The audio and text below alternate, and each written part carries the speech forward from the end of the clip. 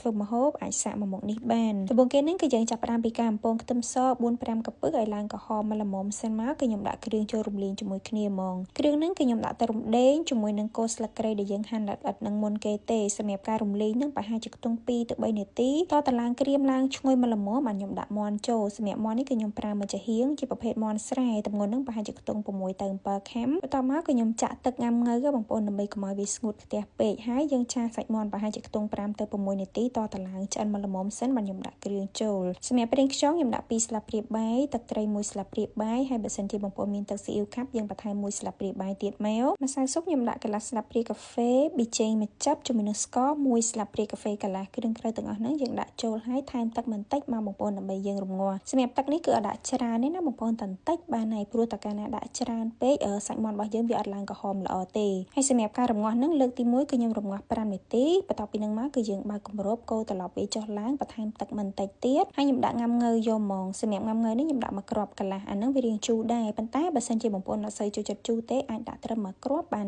ហើយការរំងាស់លើកទី2នេះគឺ 5 នាទីទៀតសរុបទៅខ្ញុំរំងាស់តែ 10 នាទីទេបងប្អូនដោយសារតែមាន់នេះវារាងខ្ចីដែរអញ្ចឹងណាហើយចុងក្រោយគេនឹងបាទខ្ញុំដាក់ស្លឹកក្រូចសើចជាមួយនឹងម្ទេសចូលយើងកូរត្រឡប់វាឲ្យចូលជាតិមកល្មមហើយបងប្អូនអាចភ្លក់មើលហើយថែមថយគ្រឿងបានតាមចំណង់ចំណូលចិត្តសម្រាប់ខ្ញុំរសជាតិគឺមកល្មមឲ្យបងប្អូនប្រៃមកល្មមជូរមកល្មមហើយអត់សូវផ្អែមហ្មងទេក្លិនរបស់គេវិញឈ្ងុយខ្លាំងមែនតើបងប្អូនឈ្ងុយងាំងើផងឈ្ងុយគ្រឿងឈ្ងុយម្ទេសក្នុងនឹងអញ្ចឹងណាសម្រាប់បងប្អូនណាដែលចូលចិត្តហឹរខ្លាំងឬក៏របៀបជាឆា